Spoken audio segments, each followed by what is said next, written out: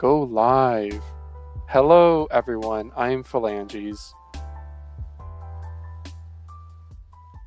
And I'm Tunez.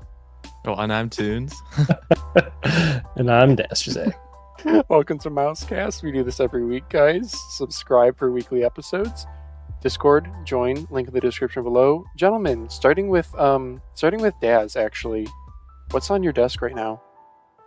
I pulled out the KO1 here from Sierra Draco to mess around with. Not sure why I ever put it away.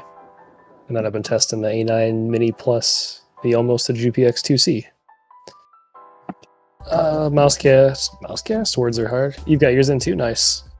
Mousepad is the Musashi Void V3. As my mic goes behind a mousepad and probably got quiet there. Sitting on top of a glaze. And then I actually have this, what is it? Output maker? Mechanical keyboard that sounds and feels really good, even though it's not Hall effect. I'm still alive using a non-Hall effect keyboard. Crazy. Shocking. What about you, Tunez?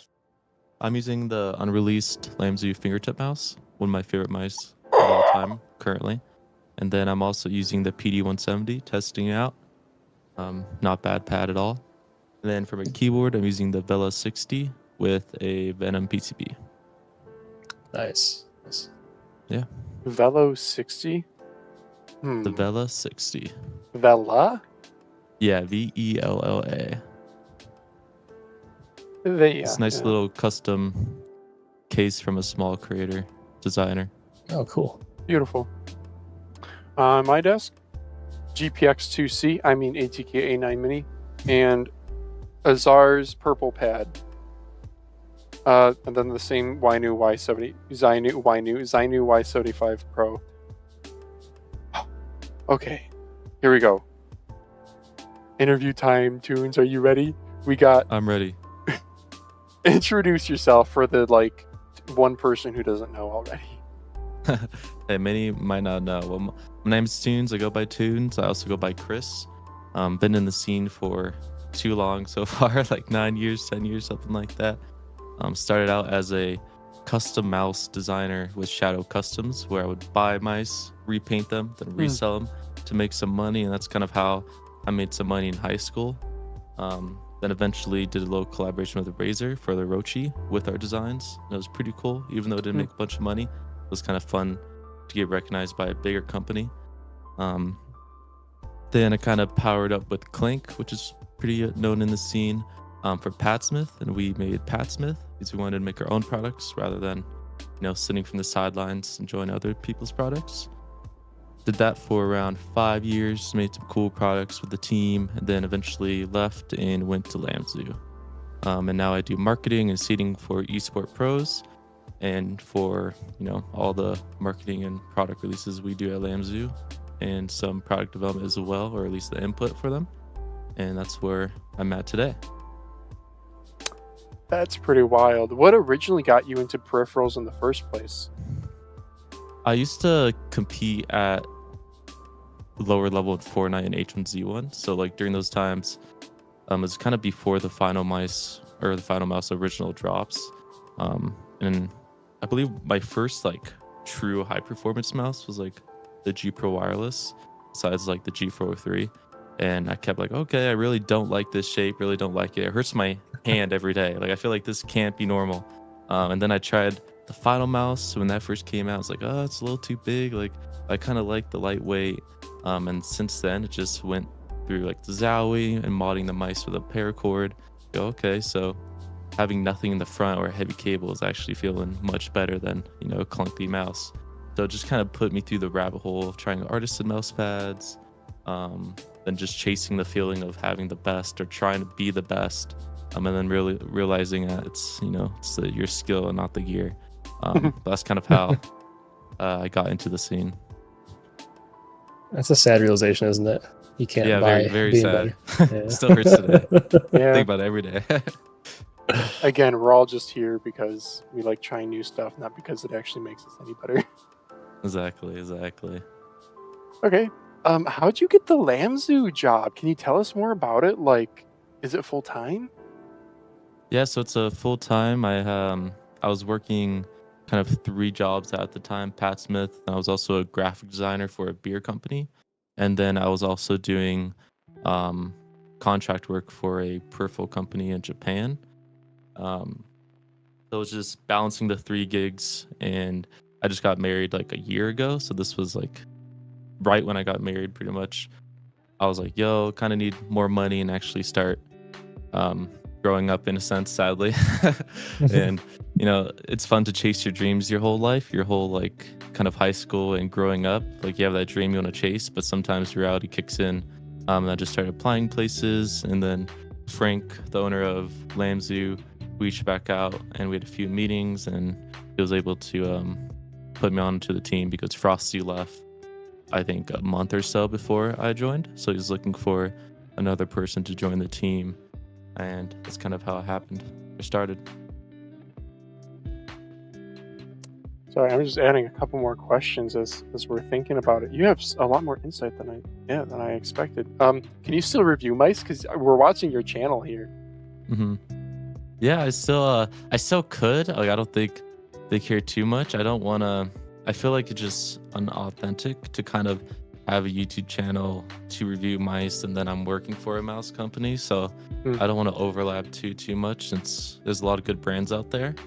And I don't know, like during that time I was doing Pat Smith, and I was still making mousepad reviews. So I feel like, you know, I could now, but I just don't have much interest in doing it anymore, honestly. It's hard to be proud of my of work, and I'm very critical of myself, so I might as well just not get stressed over it, you know. It's not exactly the most rewarding thing, if I'm being honest. Yeah. It's not.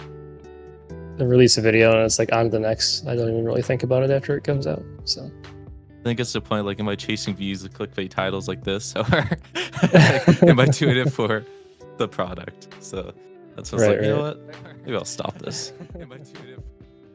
Yeah. What's your job title? I don't know if you said this exactly before, but what's, like, I guess I'm more curious, what's your day-to-day like? Kind of what I do on the daily. It's so it's marketing and partnerships, mostly licensing and partnerships with esports teams. So kind of my main goal is to get our products into pro player hands and get basically pro players in the scene, especially in Valorant, to try our products and use it on the big stage. So that's probably what takes most of my time, is talking to pro players, which is really fun for me. Then it's also just managing the socials, kind of creating marketing strategies and plans for future releases, and kind of how we get more product into North America and get more eyes on it, because that's a growing market, and obviously we're not the leader in comparison to Razer or Logitech in the North American market. So that's kind of my day-to-day, is just working with the pros and getting our product out there and getting eyes on our product. So two questions coming out of that. When Lamzu accounts tweet, is it you? Yeah, we're that's me now. It's kind of we're kind of studying it. It's hard to see. We see a lot of brands post a lot, and they eventually sometimes, you know, die to very minimum engagement. And we see a lot of brands like Lamzu at one point post absolutely nothing, and then the brand kind of gets out of the loop. So I think we're building a kind of a good balance between the two. Like, hey, we're posting a decent amount, but posting the same non-engagement kind of photo isn't the best for the brand as well. So it's finding a good balance. But our main focus going forward is really short form content and getting more eyes on our brand from kind of like the general public, while still catering to enthusiasts, of course. But that's kind of what we've been doing recently. So you mentioned that esports pros is one avenue. Have you seen like a lot of success, like when a pro uses a mouse, there's like a boost to it? And like, what other avenues are you guys exploring to just sort of get the name brand out there?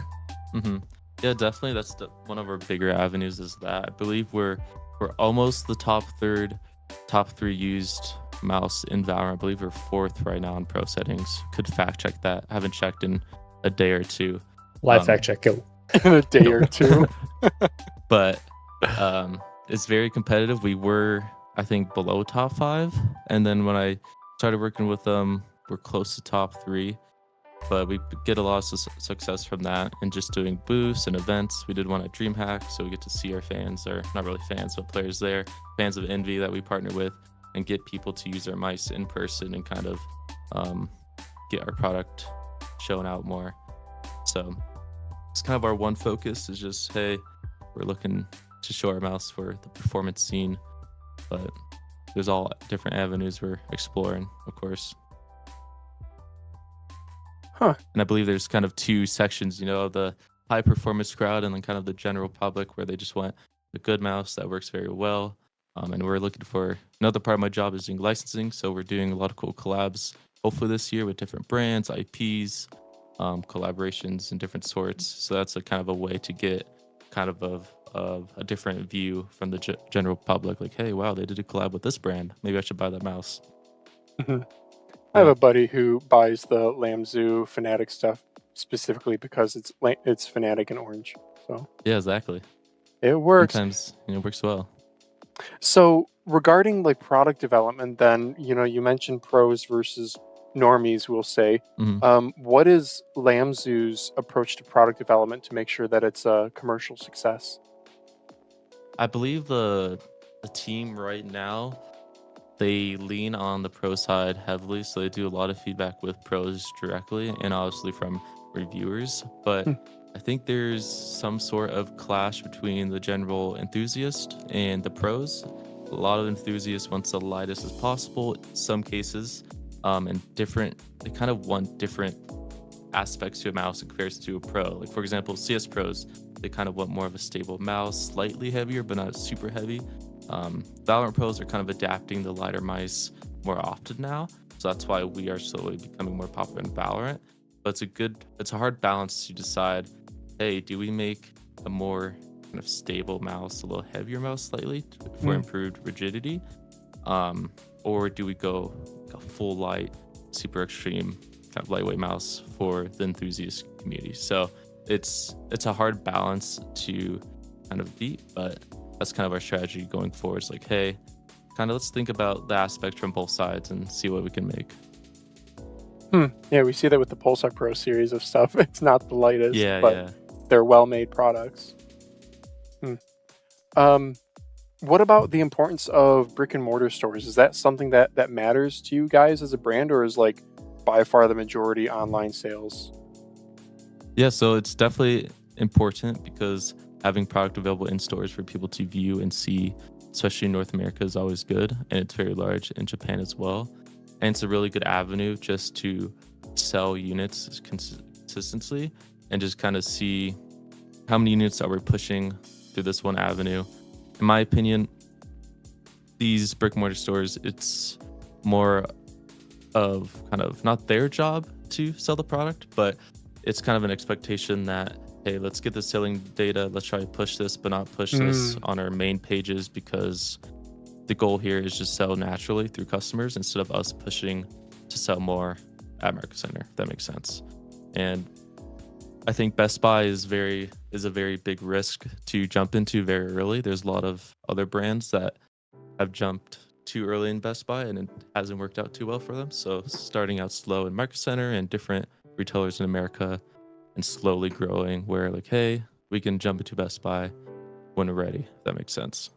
Okay.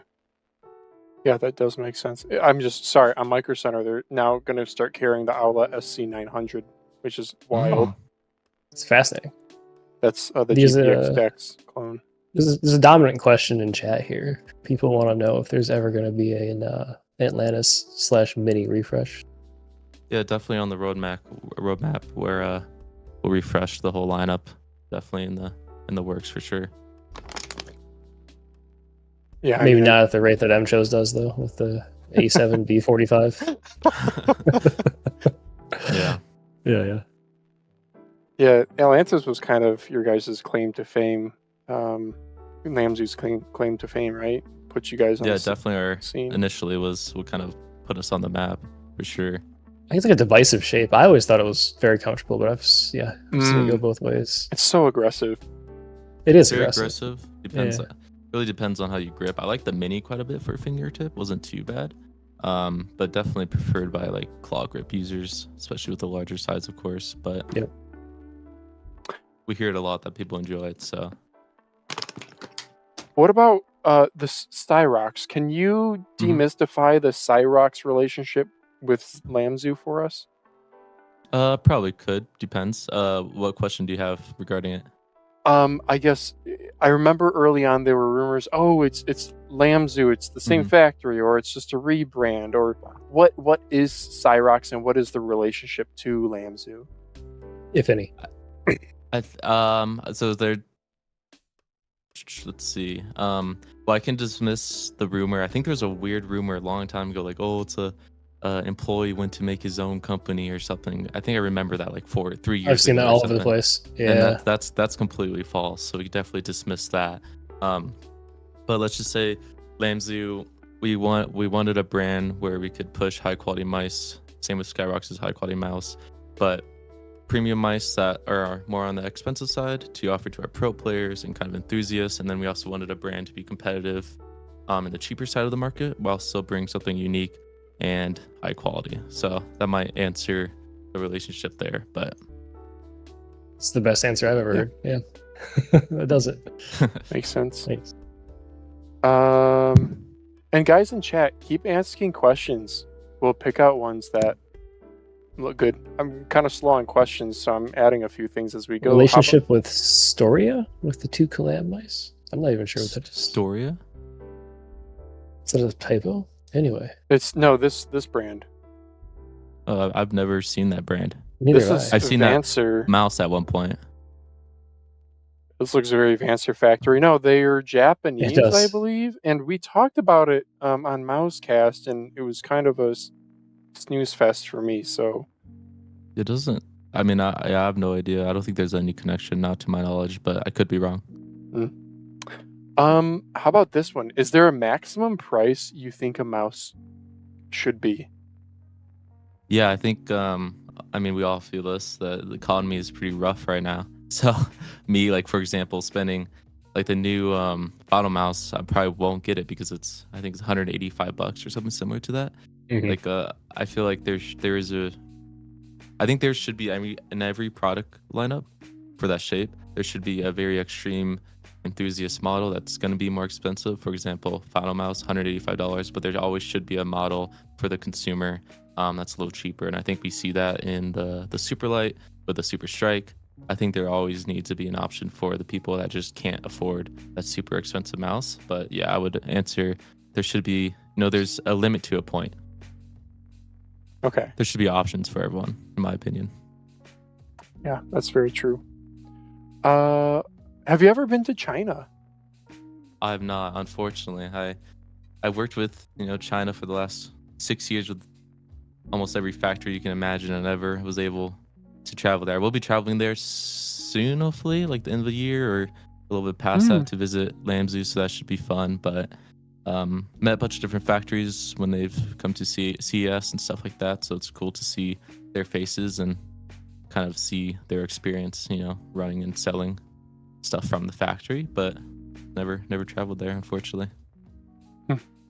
That's cool that you want to go. What else can you tell us about Lamzu? Like leadership or ownership, employee count, culture, etc. Employee count, there's it's, I probably won't say the exact number, but it's quite a large company. Before I joined, I didn't expect to hear how big Lamzu is, because their main market is China, Japan, and Asia. So from the outside perspective, we don't expect Lamzu to be a very big company, but overseas it's it's a pretty large company, at least for my eyes. I would say I'm the only USA employee, so I'm lonely over here. But regarding leadership and stuff, I work directly with the owner, Frank. Many probably recognize his name. He's very passionate. I don't think I've ever met a more caring person about the scene and mice in general, because I talked to a lot of leaders in companies, and they're all passionate in some sense, but like he knows every detail. He cares a lot what reviewers say, what people say in the community. Like if there's one person that says something bad about the product, like, hey, we need to look into this, what's the issue, resolve this, we should not have them have a bad experience. So that's refreshing to have people that care, in the scene, especially at a somewhat larger company. It's still a smaller company in comparison to Razer or Logitech, but it's nice to know that. But yeah. Cool. Interesting. I was trying to think about what complaints I've had about Lamzu mice in the past. Maybe the MyX coding could have been grippier, but like generally, Yeah, we really try to listen to feedback on things we can change, and yeah, so I think development for us takes a little longer than other companies like Pulsar, where they're very aggressive and they release something new every month. And us, we we don't take our time a little bit with what we have, but definitely try. it's gonna be an interesting balance trying to like, I don't know, field all of the positive and negative feedback and figure out which is actually worth focusing on and what you can sort of dismiss. And Yeah, definitely. I think we're seeing that a lot with the hits from Super Strike, and seeing all the different options on the market. And like our team has tried, the Finalmouse clicks or switches or alternatives from OEMs and stuff like that. So it's cool to hear from my perspective, to hear what their thoughts are before any of the technology is released. And that's the reason why sometimes our developments, takes a little longer, because we want to jump and do something new that's not very good, and the end result will lead to complaints and not happy, customer feedback. So something we all consider. what are your thoughts on hits? I assume you've tried it out. And Yeah, if you can speak to it, is there a plan for Lamzu to expand their click tech in any way? Yeah, we're definitely looking at all the options. I think it's a little too early. For example, we've tried different options that's similar to the Finalmouse implementation, and it's just not. We're just not super happy with it. For example, I can actually pull that up while I'm talking right now, and I'll get back to that. But for the hits on the Logitech, it's hard to make a kind of competitor because they have a patent on the motor. So the vibration feedback with the motor, you have to be very careful on how you implement this new technology. And in my experience, I didn't care for it too much, but I definitely feel like there's a place in the market and could be the future. I just think the implementation by Finalmouse, the idea of it is much better. But again, the feel and practice might say otherwise. But let me pull up real quick if I can find it on top of my head what they said overseas.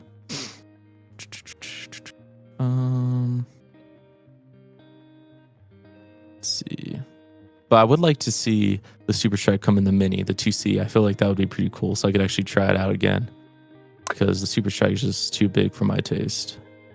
I do believe they leaked. They said they were going to do that in a YouTube comment. Somebody asked exactly that, and Logitech official replied, like a slight response, soon or something like that. Okay, I cannot find what they said, but from the top of my head, they said they could get the mouse to actuate before the mechanical switch, so the feeling would be off because you're actuating the mouse before actually getting the physical click. So it felt unnatural or not pleasant to use. So we'll see if Finalmouse has tuned that in to make it actually feel good in practice. But that's kind of what our team felt on their end. Somebody tweeted that exact thing and like absolutely nailed it on the head then, speculatively, if I could talk. Unless that was you. I don't think it was. I don't think so. I didn't see that one, so I'm glad that other people have also tried it then. Yep. I'm checking chat for any other questions here. If you guys have questions, keep asking them. What can we expect from Lamzu in 2026? How about that? So we can expect a lot of releases, or at least that's the goal right now. We've been quiet for the last year or so, but that whole entire time we've been developing and doing some really cool stuff. So it really takes time to dial in our launches and our products and make sure it's very good on launch. But we have a lot of releases coming out, so it should be exciting for the community. A lot of cool stuff, for sure. I'm very excited. Yeah, I am too. Gosh, what else do we have here? Should I check this? Oh, do any of these look good to you guys? I got questions. Let's see. Oh, you do, Daz? Life questions. We don't have to talk all about mice. What do you do in your free time? Hobbies? What games are you playing these days? Oh, okay. Unfortunately, my free time is just tech. Like, I love this community. I also been really into like ITX small form factor PC builds for some reason. I don't know why. That's been like pretty fun to do recently. Games, I play CS a lot, Rust, and Fortnite. That's my main 3 right now. So pretty good and bad games. Depends how you see them. But that's Fortnite's just so comfortable. I feel like I can just drop in and like sort of hate myself, but still have a decent time. Yeah. And then Rust is just full of toxic weirdos, and oh man. But the game itself can be fun sometimes. But there you go. The most fun we had recently was playing Crab Champs. I feel like that was the most fun I had in a while. Phalanges, I don't know how you feel, but the game was awesome. Yeah, it's good fun. It's easy, in and out, just PvE. Plants vs. Zombies Garden Warfare 2 apparently is a highly rated one that I bought, but I've not installed yet. I don't know. We're getting old, dove back into WoW for a month. Yeah, but my drive died quickly. Thank God. I feel that. got my life back quickly. So.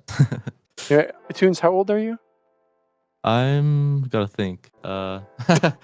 23. Yeah, 23. Oh, you're too young to say I gotta think. What in the Dude, world? I don't know. I feel like I'm old now. Yeah, dude, you're 23, but you're talking about like the original Finalmouse releases, bro. You're in like 5th grade. Yeah, I think I started when I was in middle school or like late middle school. Oh man. Whoa. Yeah, I feel much older than. Let me just crawl into my coffin. Yeah.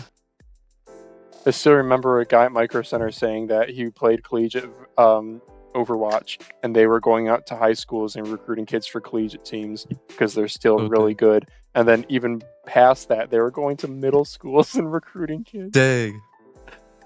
What in the world? Dude, to be like a top tier player right now, you have to be like 16. So even though I'm 23, I'm like way out of my prime. It's over for me. Yeah. Which is sad, but it is what it is. What did you do for work prior to Lamzu? So I did. I worked with Rabbit, the Japanese retailer. I'm not sure if you guys have heard of them before, but they have a little sub brand for Avus, and basically we would develop products for contracts to OEM.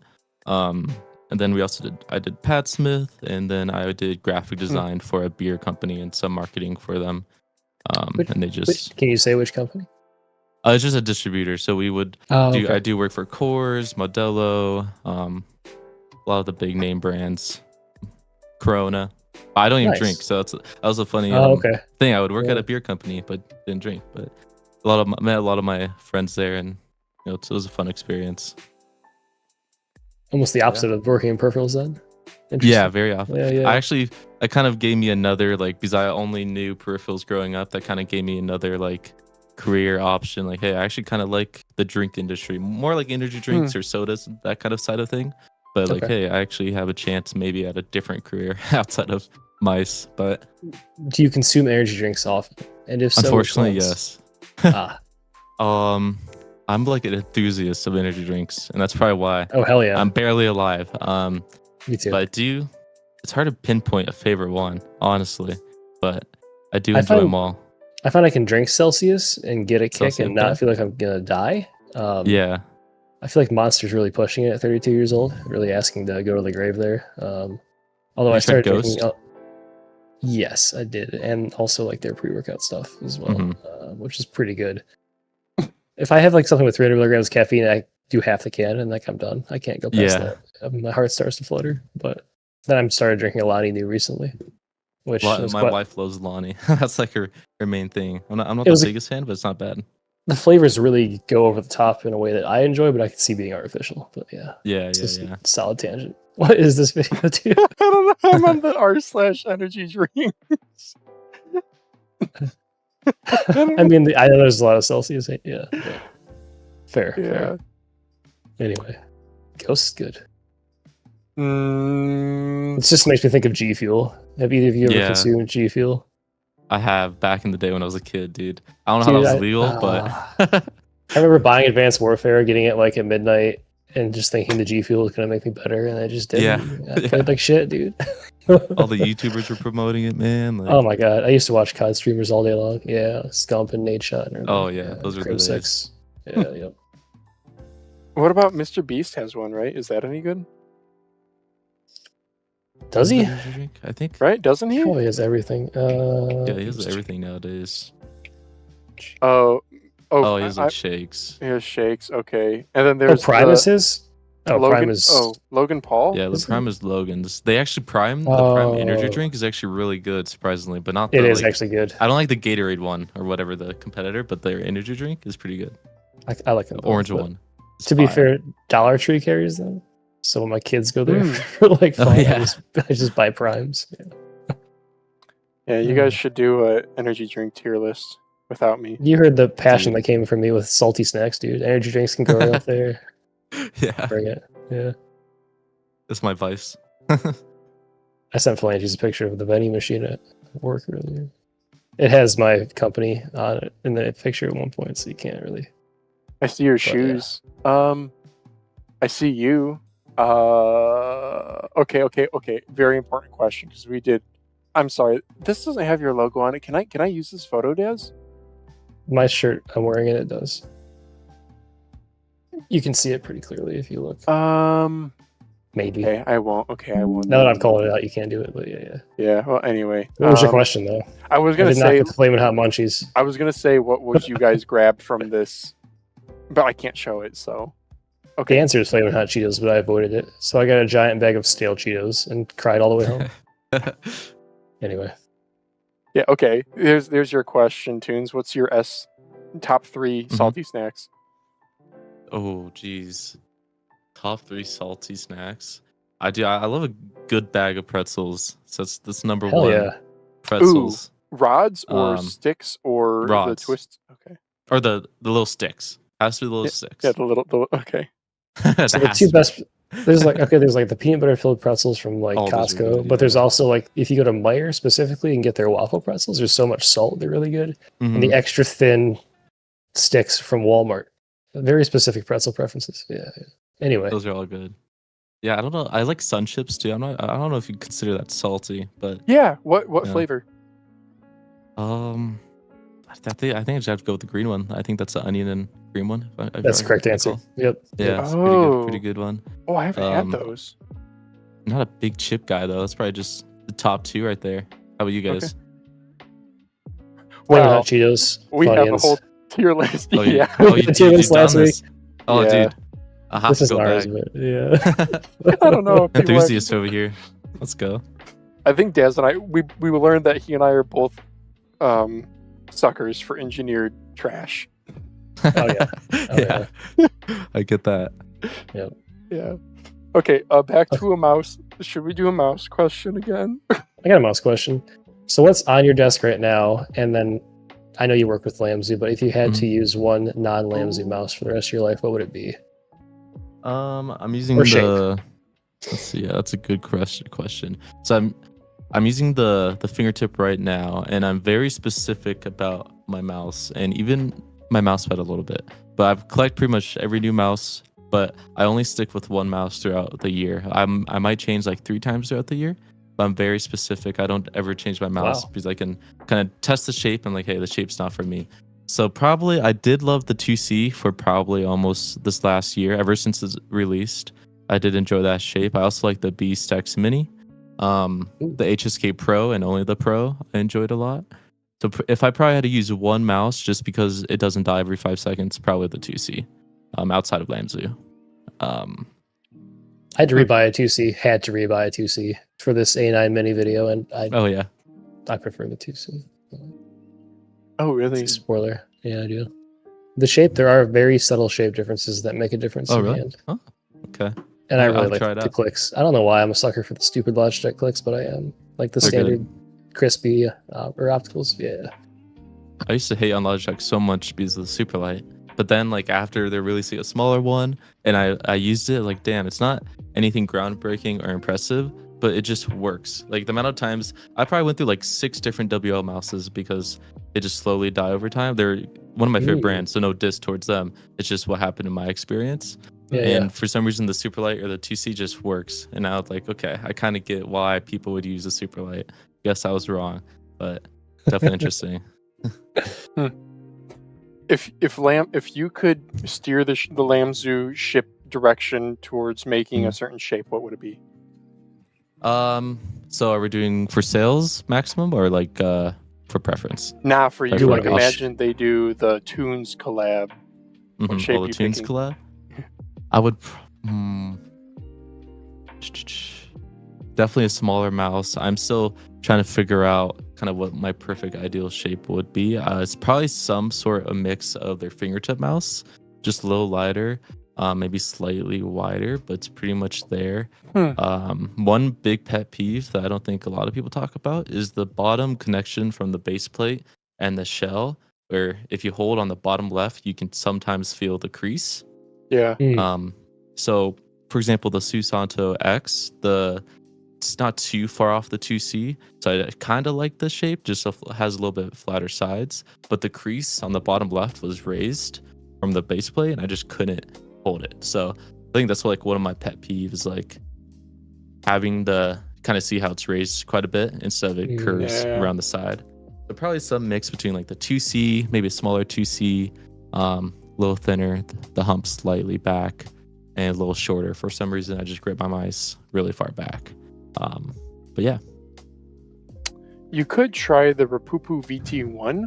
This is kind of a medium small mouse, but all Rapupu's mice, they do, can I do side view?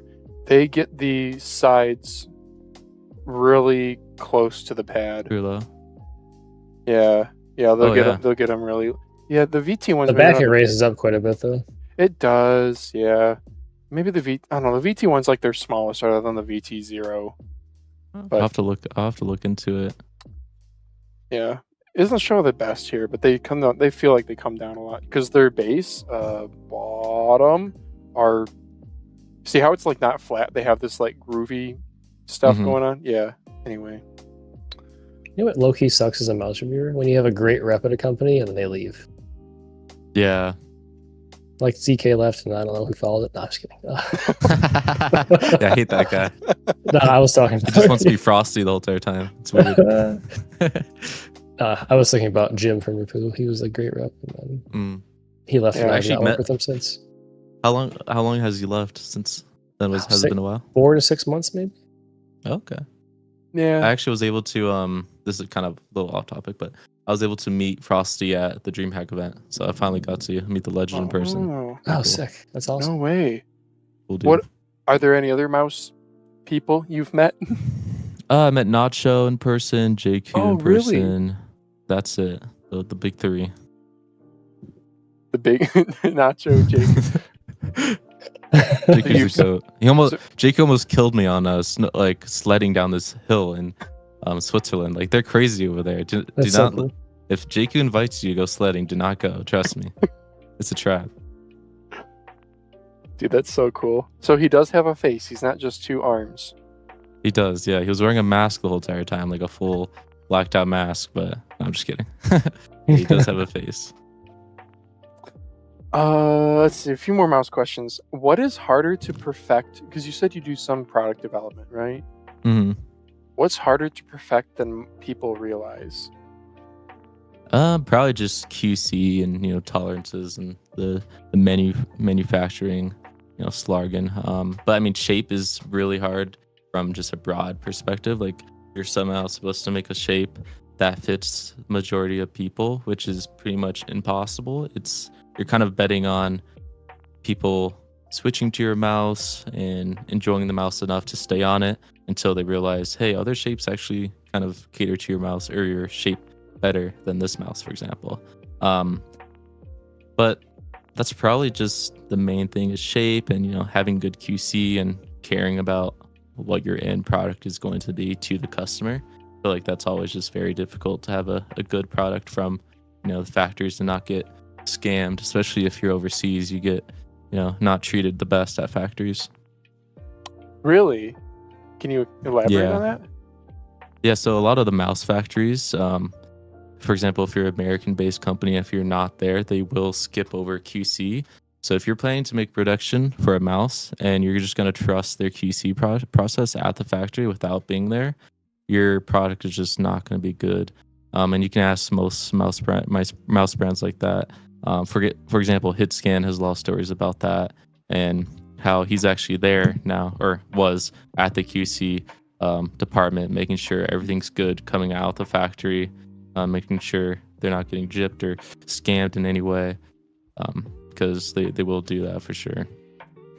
Is it like a malicious thing, or they just want to ship the stuff and not have to deal with it anymore? I think like they try, obviously, because they want their customers happy, but especially at factories, like really popular factories where they're doing the latest and best stuff, super lightweight mice and materials. As a hint, they get so much customers and they're so busy where they just kind of want to get it out pretty fast, as possible.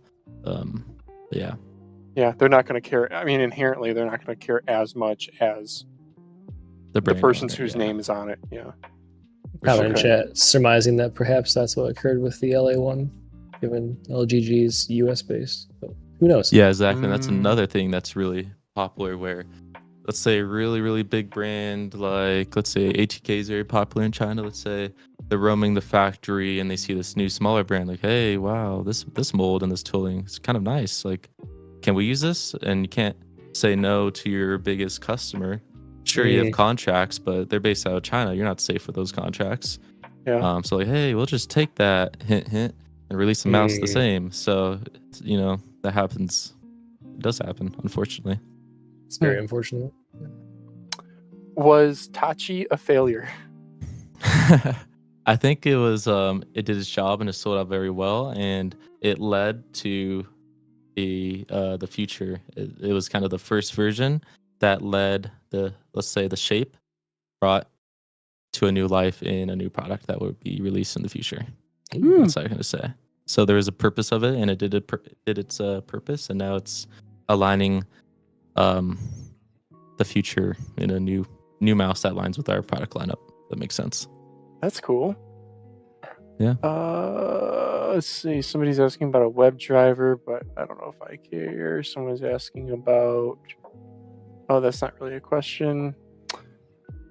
Okay, back to this. How much prototyping happens before I guess, and let me add testing too. How much prototyping and testing happens before a shape is finalized? Quite a bit, especially for Lamzu too, because we just take more time and more, little details and everything. Yeah. But from a normal brand, like if you want to make a mouse straight to production, we rush everything. It could be maybe 4 months to 6 months, sometimes longer, sometimes shorter. I've developed shapes with nitrate for a project for Rabbit. It took him about a month to really get the shape perfected in his eyes, and he's obviously an expert, so he's made a bunch, so it's probably a little faster than other companies. And then we bring that shape to the factory, and the factory works on the shape, makes it ready for production, make sure it's all smooth in the mold, there's no uneven curves and stuff like that. So I feel like the normal rate is around 6 months, but it kind of depends on the company for sure. Yeah, I mean, if you're cloning, maybe it's a bit easier. Oh yeah, that's maybe 3 months easy. Speaking to of which, release the mouse. Is this a Lamzu product? Definitely not. So it seems like the scroll wheel looks Scyrox, and the bottom looks Scyrox. Yeah, I think I saw something on the Lamzu Japan Twitter about infringement on our IP. So, for example, I'm not sure. I could be wrong. Maybe someone in the chat can fact check this, but I'm pretty sure there is companies out there saying, "Hey, this was made in the Lamzu factory," which infringe on our trademark. I think that may have been this. Yeah. Yeah. So we do spread our talents across the industry, and we are behind a lot of places doing our magic. We're not just a company that releases mice. That's kind of why our employees, why we're kind of on the bigger side for companies in our small niche, because we do a lot behind the scenes, and basically we just got to protect our IP from our other brands, and businesses. But it's if you go to any of the booths at trade shows, and you'll see that we do other stuff outside of Lamzu, if that makes sense. Can you elaborate on that at all? The other stuff? Basically, yeah, just we let's see, this is public knowledge, but we also do we offer services for other brands where, hey, we can help design or make your mouse, we can produce your mouse, and then they'll make their own company. So we also do services like that, which is a very large business model for us. Wait, I had no idea. Because Lamzu, you guys are in Shenzhen, right? Yeah. If I'm even saying that right. And I just Googled it, and what the heck is this? This thing is cool. I don't know. Oh, yeah, is that real? Local reseller, exclusive Lamzu Atlantis. Huh.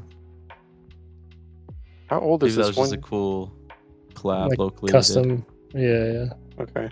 It's not exclusive, Yeah. made by partnership with a Russian official retailer store called DNS. Oh. Okay. If I had to guess from a business perspective, some Russian vendors offer up a lot of money, like, hey, we'll buy a lot of units if we have our own custom version. So maybe, I have no idea, but maybe that was the reason behind that. Interesting. Okay. Are there any trends in the mouse space that you think are overrated? Ooh. Carbon fiber texture. What? Yeah, I think it's a little paint job over some composites, a little overrated to a point. I like the composite itself. I think that's not overrated, but to have a cool carbon fiber skin on it, I don't know, that might be a little overrated for me. But something what's super overrated? I think a lot of the skates, this might be a little weird, but a lot of the Swapper, cover your aftermarket ears. Skates. I've tried a lot of them, and all roads, it all leads back to good quality PTFE for me. One really overrated, it's not overrated anymore, but glass skates. In my opinion, those are the most stupid skates in existence. I'm sorry if I offend anyone, but especially in the beginning, because it would ruin your cloth pad, and then the mouse pad companies would get in trouble for it, even though it's the skates ruining the cloth surface, not the mouse pad. So that would probably be my answer. Yeah, I also don't. I mean, I used glass skates once and got some PRs, and I was like, "This is the future of my life." And then the next day, I moved off of them. So Yeah. Sorry, I'm That's funny. reminiscing on FCC leaks of Lamzu stuff. Ugh, I haven't seen What pictures stuff? of. Yeah. Ask away. I have an engineering that? question about why antenna design is wild, but I guess that's not really what Yeah, I I could have for give it- this. it a Sure, shot, yeah. you can speak to that. So I know the purpose behind it, or kind of the idea behind it. It's a larger metal antenna, obviously. So apparently it helps with clouded transmission within the gaming environment, especially LAN parties. That's why we see kind of larger antenna with Zowie. It's to allow for a larger frequency, so we can allocate a specific frequency within that range that's less clouded with everyone else in the area. So it's kind of the goal is, let's have a clean output without a bunch of software filtering, which will worsen your performance. And let's try to have a clean, output with crowded wireless devices. So for us with a billion mice, I don't keep 100 mice plugged into my PC, but if you did, this would help out for sure. Yeah. What's Here's one your question. Oh, are you a stock large pad skate or a dot skate guy? Mm-hmm. I think it depends the mouse pad for sure. Are you But, a mid bass guy? A soft bass guy? Yeah, so originally I would die on the hill loving soft pads, but I'm definitely a mid pad now. I love them. I love the harder, firmer pads. This is the way. PD170. I was wrong. I was wrong in the past, but I do love the firmer bases. I think I'm more of a dot guy recently, just because it's so easy. I have just a bag of them, put them on. Yes. I'm pretty lazy nowadays. If I have to buy new skates for every new mouse, I would be broke. We can't afford that. So, what dot skates are in your bag of dots? I use these prototype dots that work decently well. I do like the unusual way esports ones. I'm trying to Magic Ice? Yeah, Magic Ice. The Black West Fox, Lab Black blue Fox. skates. are very good for glass specifically. Oh, my man. By the way, do you notice any lot issues when you put those on? Almost every mouse I use those on, I have lot issues. I'm not sure if it's just me. I did notice them on this mouse on an unreleased version of a pad from Tentax. Okay. Interesting. There was one other pad where I had issues with them as well, but most of the time it's not an issue on 1mm LED. Mm-hmm. Yeah. Okay. So. But yeah, but dot guy. What's a feature that consumers ask for that's actually really difficult to implement well? Carbon fiber, true carbon fiber, not fake Yeah. carbon fiber. Definitely difficult. Pretty cool though. Just really hard to mass production. We had leaks in. I think we showed a version of the Tula, I think it was called at the time. At Events, which was our carbon fiber mouse. But it was just too hard to manufacture at the time. But we're definitely not giving up on it. I will say it's not going to be named Tula. I could say that. But it's incredibly hard to manufacture in large batches for carbon fiber mice, like true carbon fiber. This is badass as hell, by the way. Oh, it looks pretty cool. I really want to. I haven't even touch that mouse yet, so or anything. I really want to try it out. Can you probably can't comment on this, but the braille here, can you comment on the philosophy or what this I did not means? know at all, unfortunately, the philosophy behind it. I will say that color, the fingertip with the blue, is not my favorite color, and I will say the new colors are way better. But I'm not sure if we're releasing a black version or not, so unsure yet. Okay. How about did I see the Thorn? Speaking of colors, so Thorn V2 now available in China. Is that correct? Yes, I believe it releases tomorrow in China, or it might be China today, or the time zones. So it could be released today. Yes, but yeah, tomorrow it's available. Yeah. Available today. And we will be announcing in international markets very, very, very soon. There's a lot of reasons why we had to delay it. Of course, there's always delays, but it'll be worth it, I promise. But yeah, it's gonna be a really special mouse. I enjoy it a lot. I think we're watching carefully what people think on the new shape. Me personally, I like it a lot more than the V1, but of course we're willing to hear feedback. I'm not a big Ergo guy, so maybe my word isn't the best, but a lot of engineering went into this, and a lot of collaborations with just esport pros on, hey, how can we make the shape better, you know? Let's see. Yeah, I want to read what the shape here. Yeah, unfortunately I had to read that for like a day straight. The horizontal grip point is 2 millimeters narrower than the V1. Flank curve reconstruction. The horizontal grip is narrower. The side curve more gentle and natural. Increased compatibility. Moderate side button pressure. But it's bigger. It's a bigger little longer. mouse, Yeah, yes? slightly bigger. Yeah. A little longer. But millimeters? narrower. So That's kind of the interesting. goal with the new shape. The Thorn V1 was really good for claw, and we still believe that today. But we wanted to add more support for palm users because we have the Paro, but it's very small. So a lot of people that use palm support don't prefer too much. So we want to open the compatibility a little bit more for claw and palm. And we worked with Simon, which is a tier 2 pro, Valorant pro, was on EDG in China. A very good guy, very good player, and he mains the Thorn.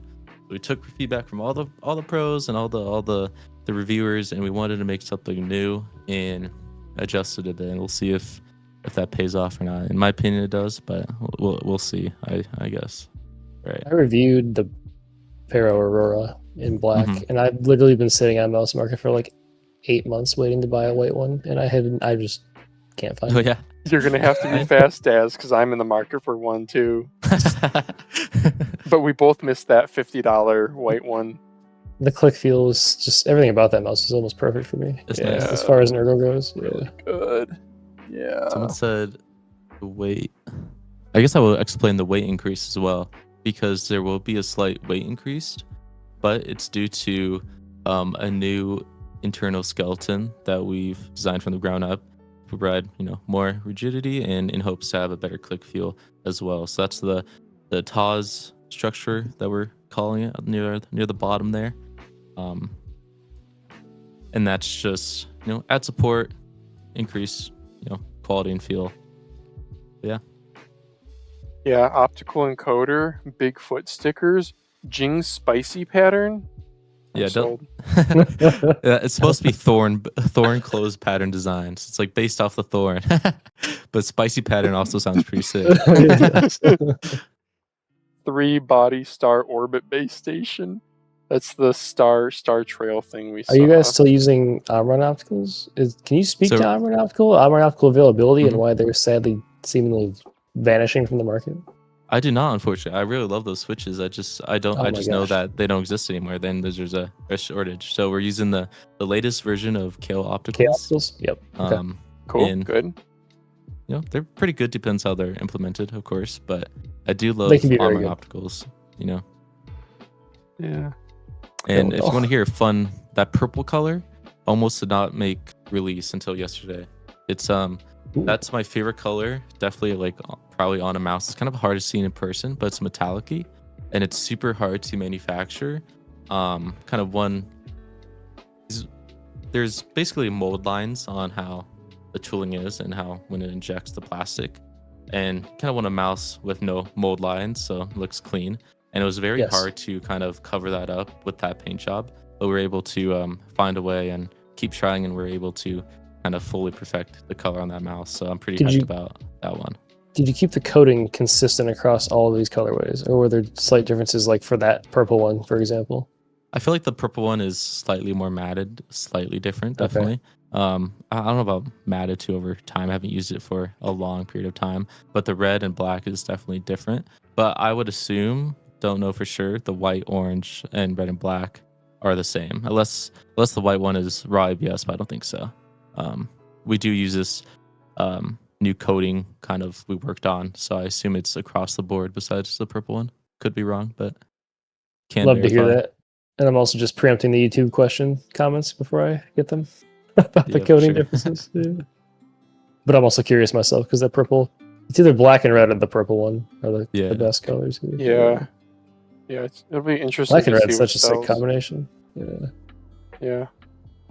I love that. Like, I don't know. I don't like pure. Daz and I both shy away from black, white peripherals. It's so boring. My camera needs to focus on it. Yeah. So is the V1 size of the Thorn dead? Did you guys potentially release that size with these shape changes, or is it just its own thing? So we'll basically just listen to feedback and see, and down the road if people want the same shape as V1 with update everything, we're willing to listen to the community and make that happen. Or if everyone loves this shape, maybe we'll make a smaller version in the future. Who knows? I think it's all in the air right now. Because 124 should fit a fair number of hands. It maybe excludes like the smallest of hands, but it should, like the GPX is 125, obviously different shape entirely, but yeah. I feel like if you have a smaller hand, the Paro would just be a better option for you for sure. Probably, yeah, or even the V1, yeah.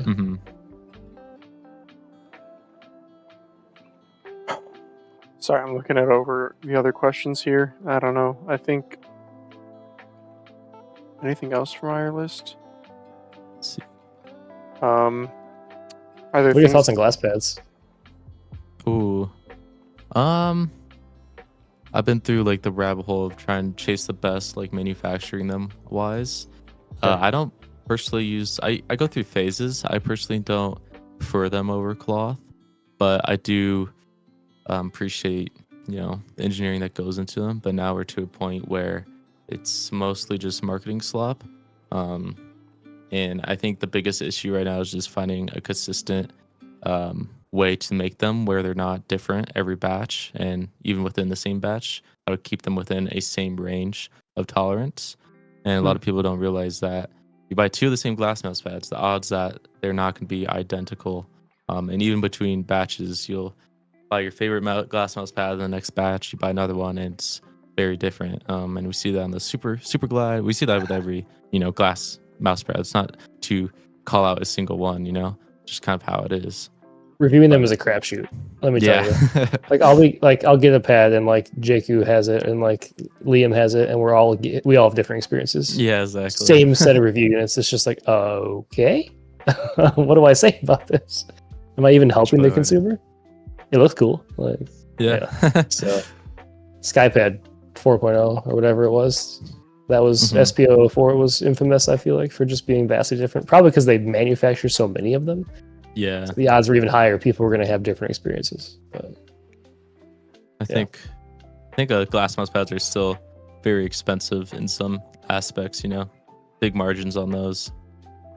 yeah. Yeah. I had a company reach out recently that I think they only have one surface but they have a bunch of different art styles, but it's like $140, and it's Oh, like damn. it's That's just crazy. a glass pad.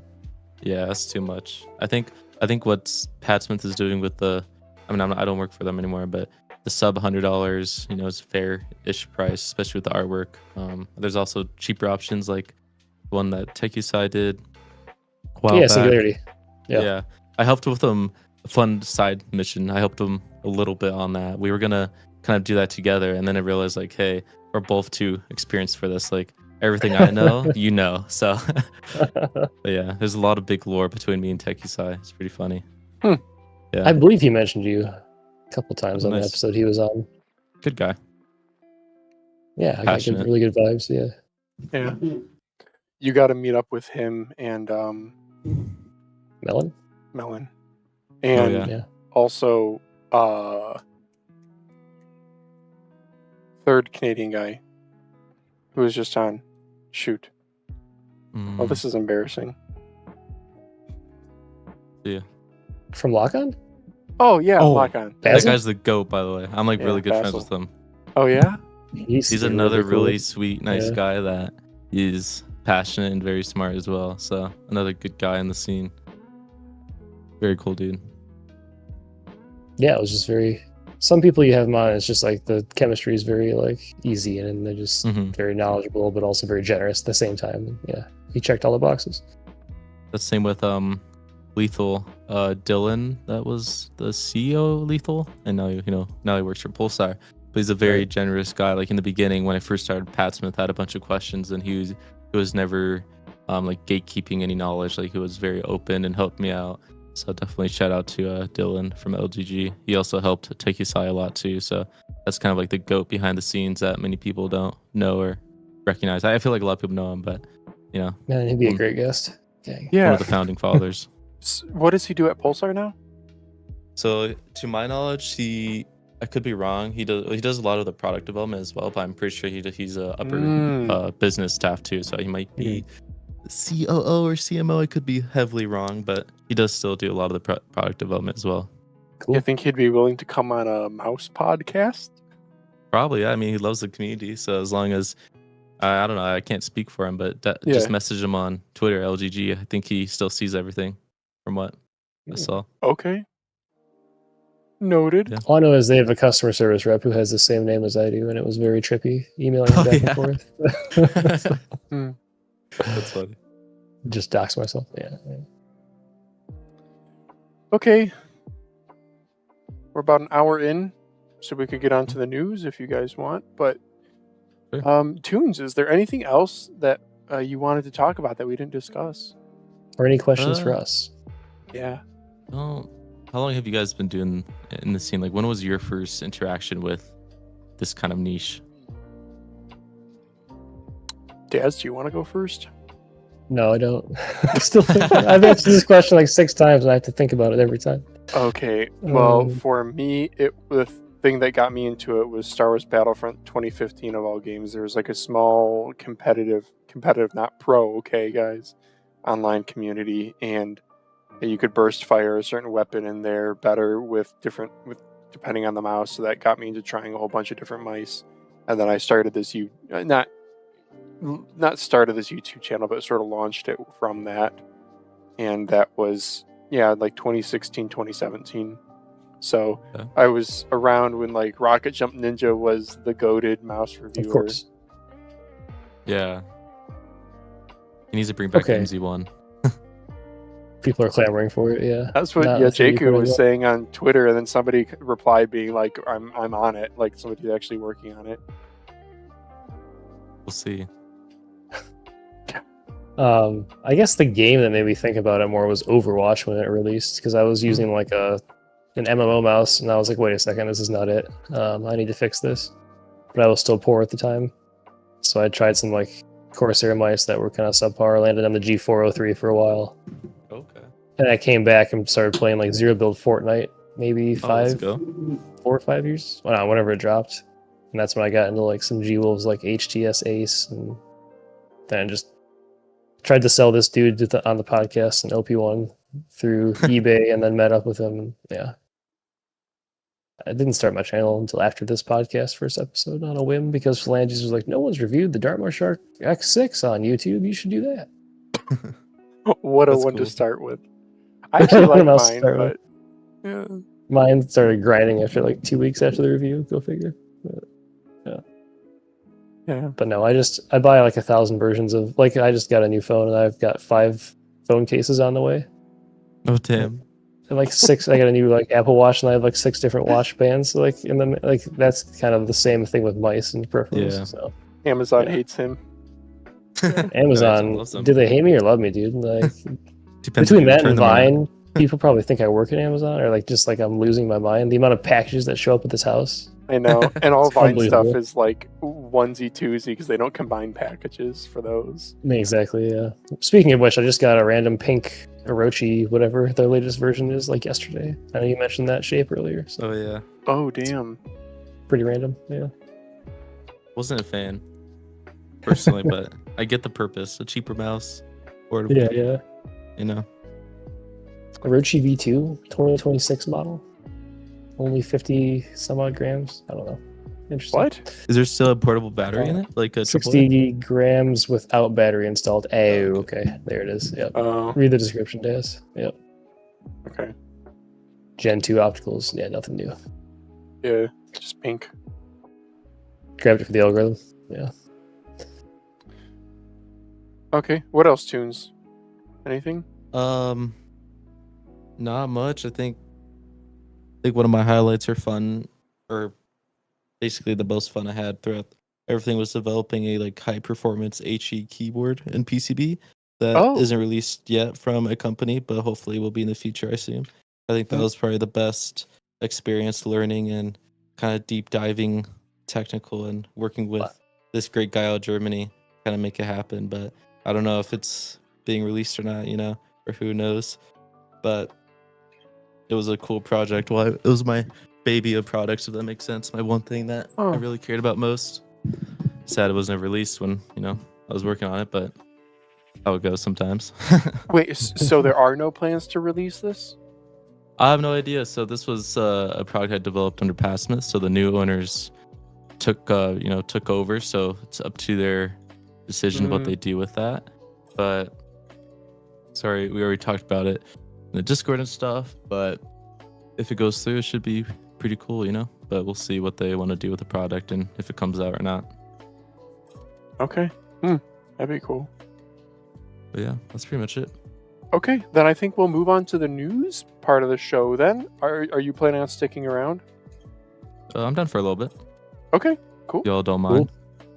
Oh, not at all. Love We it. encourage our guests, Yeah. but we want to be respectful of your time. Okay. AI smart glasses. Should I grab these AI smart glasses before we get going? $120. Oh, man. No. Okay, I'm gonna go with Does no. AI in it? Yes, of course. Buy every AI product. That's what I do. That's why I bought the Finalmouse. Okay, big news, there guys. you go. Final meme. Starlight X has been announced, not released. Maxime and what was the guy's name? Is this guy's like Paul or something? Precise but not sharp. That's an interesting name. The Starlight X is a new shape from Finalmouse, developed by a guy who may or may not be coming on the podcast. The few new features with it, I just want to get all the highlights done first. Okay, first of all, it's a new shape because they're talking about like pen input is the most precision, but like kind of fatiguing. Also, how the hell do you click it? There's like fingertip mice, which kind of have this, but then you don't have as much control. And then there's Starlight X, which is a larger shape that is a bit flatter, kind of like a GPX, but not a GPX. And they say they are targeting Counter-Strike. Did you guys catch that? I haven't actually watched the video, so no. Yeah, and they use like a clip from old hair clip, like 2014. Interesting. Really? Yeah. I mean, this is CSGO right here, right? Yeah, so I guess the mouse you can only use in CSGO, not CS2, so you have to remember that when buying it, but That's key. That explains the price. Yeah. very important. Yep. They talk about how they are the greatest of all time, and they even made a tool because they're so freaking good at what they do to measure click latency. And they're coming up with a new, well, you mentioned this already, but they're going to have rapid trigger in their mouse.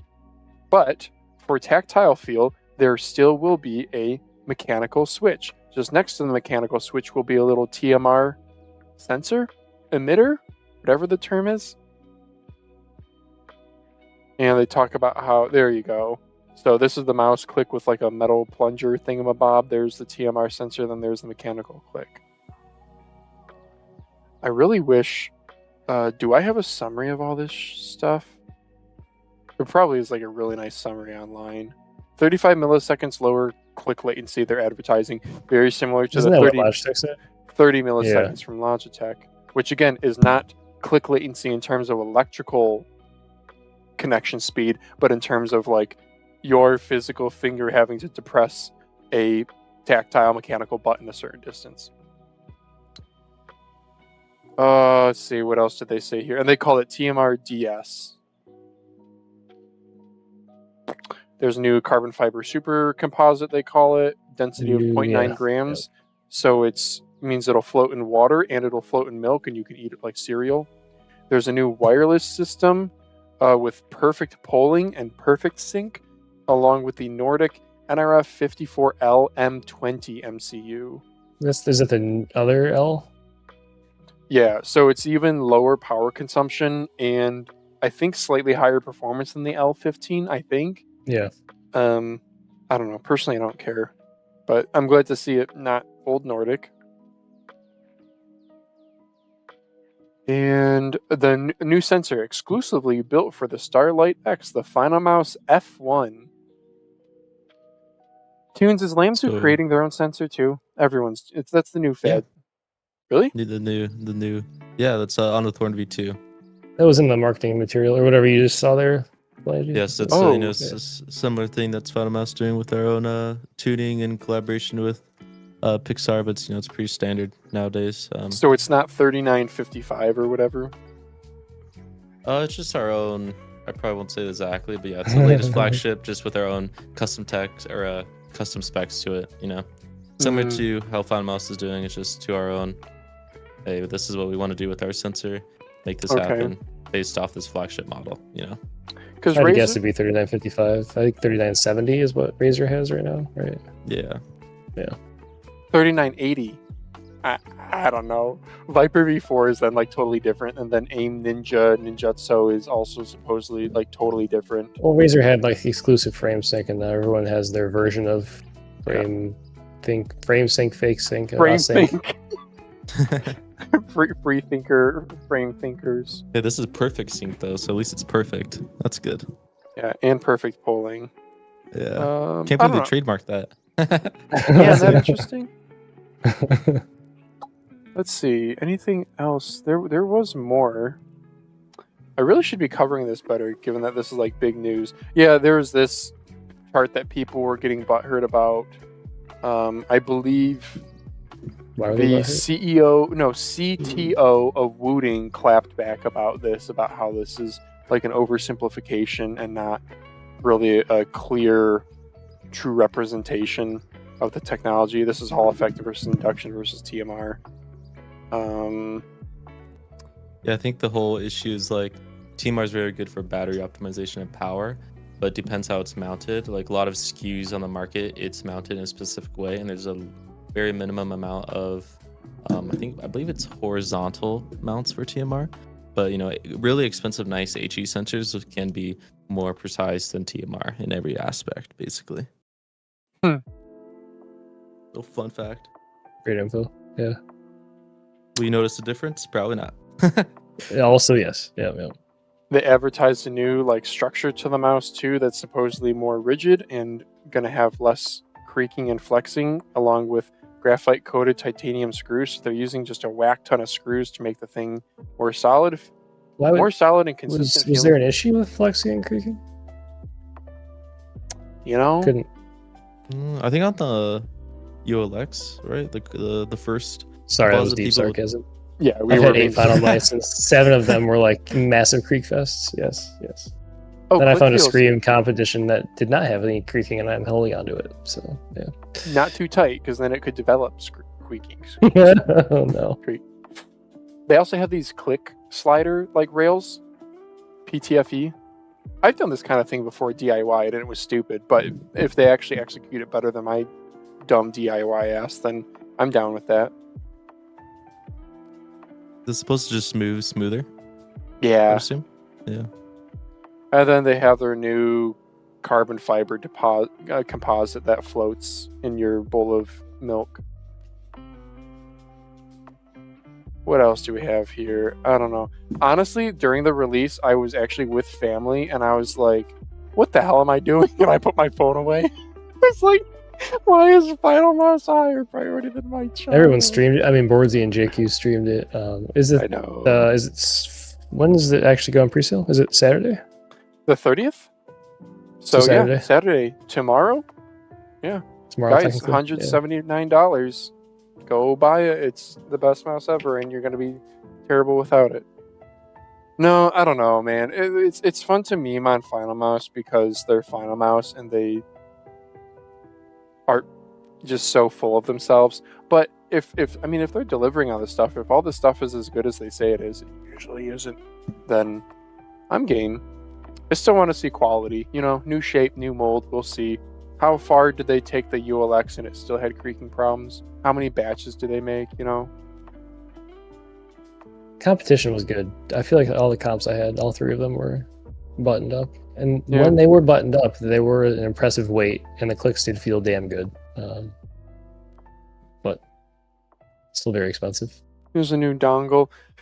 I don't know, Tunes. What do you think of Finalmouse? I know you kind of have your PR filter on, perhaps. Unfortunately, I don't have any PR filtering. That's my issue.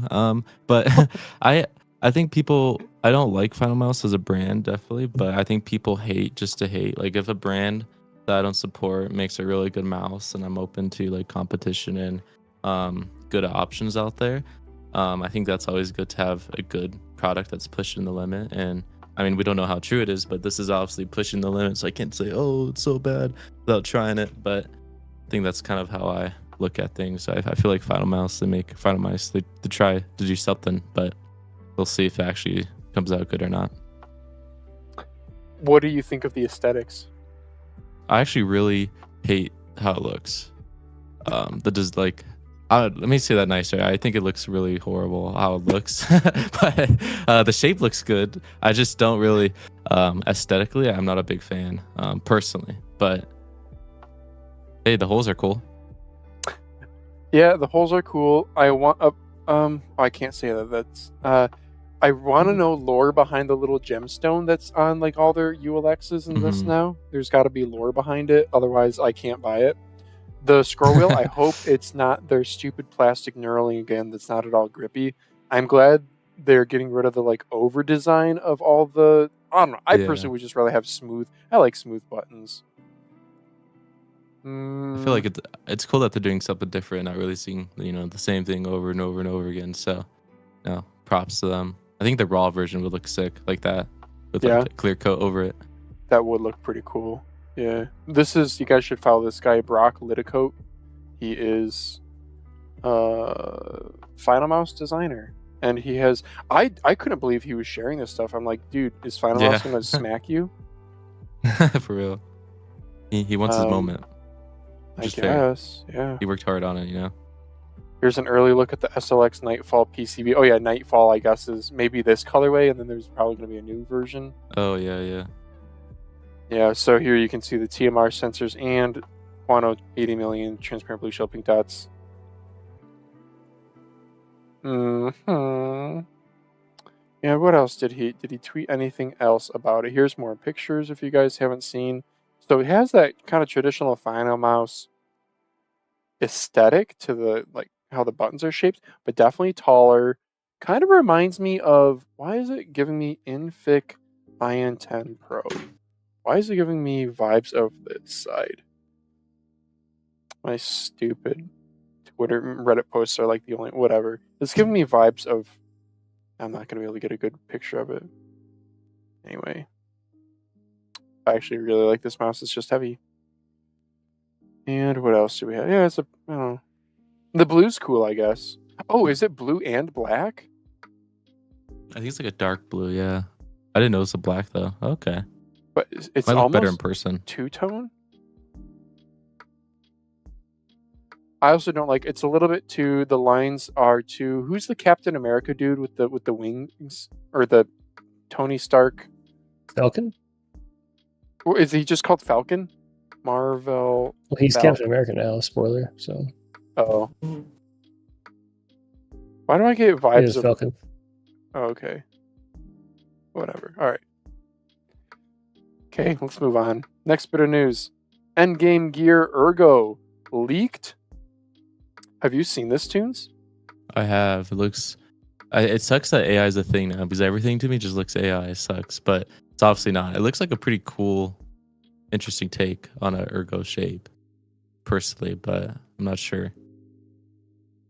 It's very unique. It's got this, Yeah, like... the cutout around the buttons, the dips around the scroll wheel. Doesn't it seem Like- AI generated? Because it's so uneven? Yeah, almost. The like divot here that somebody... I said, what if it's just AI rage bait / market sentiment test?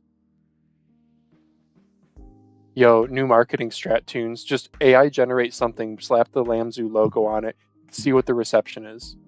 Perfect. I think I Finalmouse beat me to that though, so I don't really want to copy them, but might have to. That's what that Picture.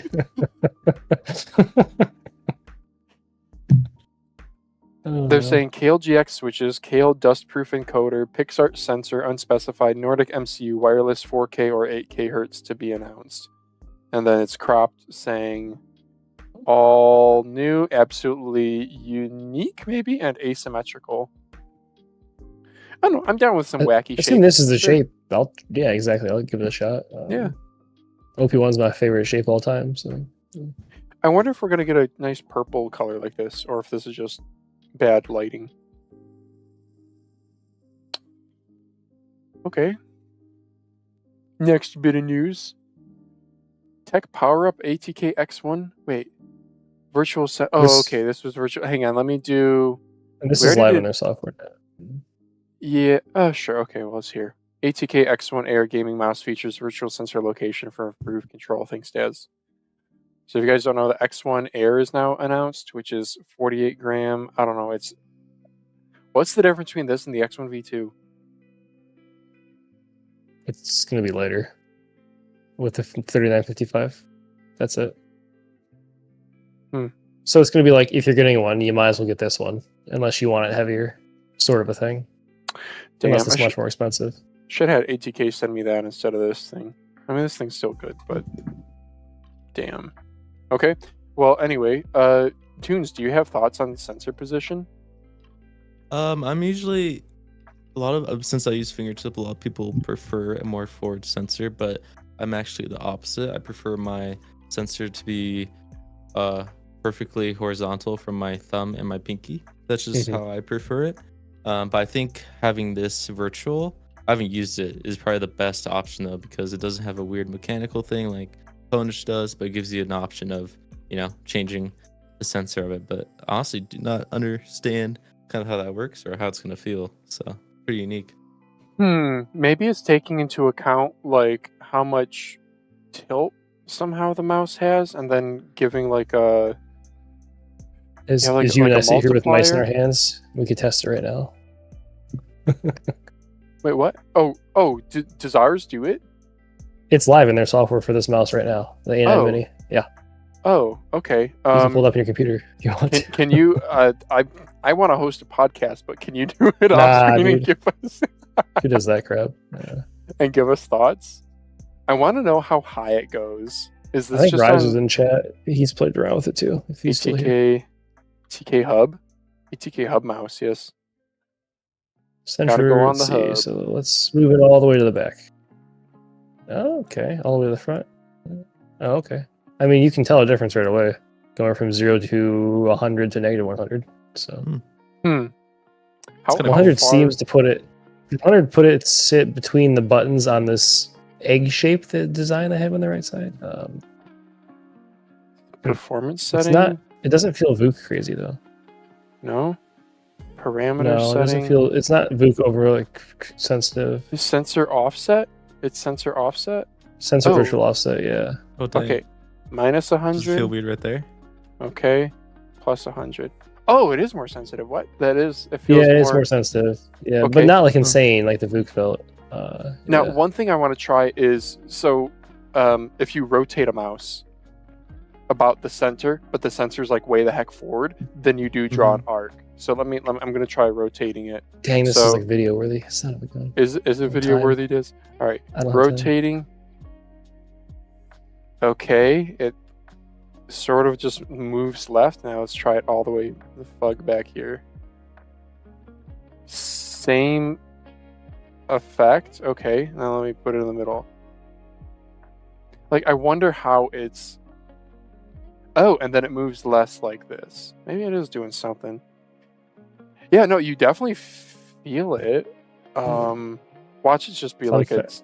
a DPI Fun thing. fact: I have to rotate my sensor 10 degrees to make it what I think is sideways actually sideways on a screen with my stupid grip.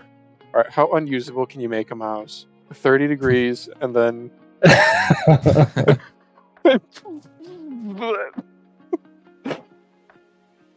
Oh, that's cool. Well, there you guys go. You can try it out. GG Ponage. I don't know. It's crazy Oh. that ATK is the first one to do that. So, Yeah, it's a good idea. yeah. Maybe everyone else will follow since they're probably realistically they probably have one of the first access to like, you know, OEM and stuff like that. So they probably get all the cool stuff first, and everyone follows. for Yeah. weird stuff like that. All right, rest of the show, I'm gonna keep it at 100%. Tunes, Lamzu, ever play around with adjustable sensor position? Not to my knowledge. I know. Yeah, not to my knowledge. I know this one weird thing as a memory. Maybe someone in chat can remember this. It's a weird thing. I think like 3 years ago, Lamzu tried to prototype a mouse where he would make it a ambi shape and then an ergo by just taking apart, and it'll snap into two different mice. I'm not sure if anyone remembers that, or if you guys remember that. That was like 3 years ago. Maybe if I can find a post on Reddit. It was a very interesting idea. But yeah, sensor stuff, I don't think so. Or positioning now. Okay. Sorry, I'm still like, this thing is kind of tripping me up. I'm playing around with this A9 Mini, and it was under parameter setting. Am I right though? The VOOC felt more insane. Or is this striking you as similar? I have to do them side by side to really say. Yeah, I think I would have to. I feel faked. Again, where I notice the sensor position having to recalibrate my brain the most, other than just like the change in sensitivity that it has, is from tilting. So for example, if I'm going to highlight the letter T in this sentence, something I will do is, instead of like wristing, I will slightly fingertip Pullback. Yeah. Yeah.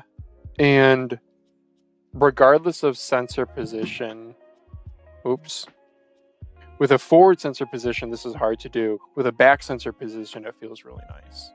And then let me try to do it here. No, it feels kind of the same. It's not as Back- drastic, Yeah, I feel like. it almost just feels like a DPI shift, or like a DPI slightly increase? higher. Yeah. Uh-huh. I don't know. I'm talking out my ass right now, guys. Don't cancel Mousecast, or do, and then we can be done. Guys, I think it's my bedtime. I might depart. I appreciate you for having me on. Yeah, thank you for hanging Appreciate out you with us, being Tunes. forward with that. Of course, it was fun. What a good life Very decision. fun. Where can people find Yes. you if they want to follow you or Lamzu? Just X, Lamzu on X or all platforms, and Tunez US on X. If you want to see me complain once in a while or message me, that's where you can find me.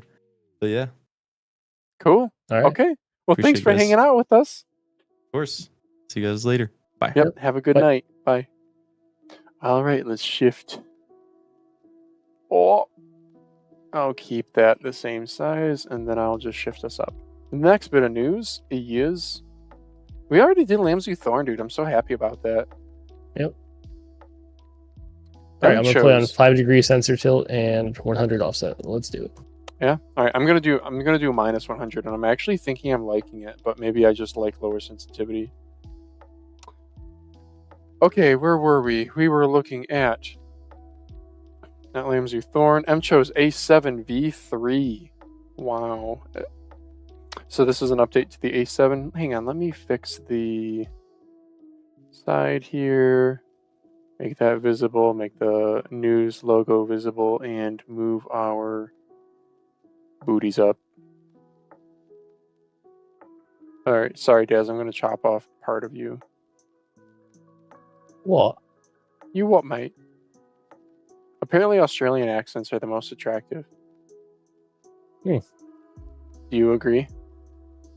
No. No. You like I don't know what you like, Daz. Californian. I have to think about it, dude. I don't know. Boston. Definitely. That really gets it. That really gets the wheels turning. Okay, sorry, here we go. MCHOSE A7 V3. What do we have here? We have, doesn't this mouse instantly look super cheap with the red light and the blue? Oh, it's like not even a real thing.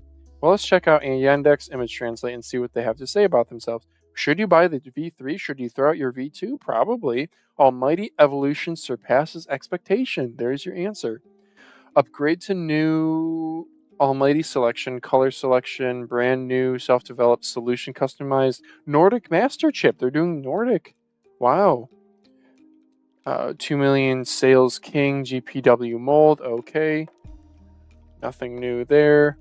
59 grams. I asked for one. You did. Any response? Yeah, should be getting one when it's marketed overseas or over here. It's always marketed overseas first, so yeah. Yeah. This and the K7 V2 as well. Okay, cool. Yeah, skates look a little bit bigger again. They're going to have their magnetic dock, which also is the dongle, and Nordic. So, Yeah. is that it? Ultra Yeah, it's not the long most distance flight. exciting announcement, but Okay. good to see Nordic there.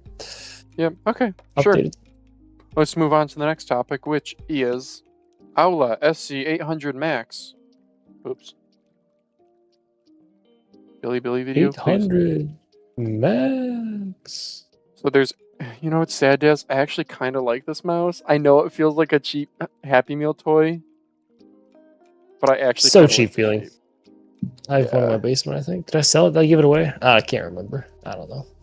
I thought I had yours for a long time. I don't think I Yeah, I had got like a yours. Vine unit, I think. Or maybe I bought one because it was like $26. I can't remember.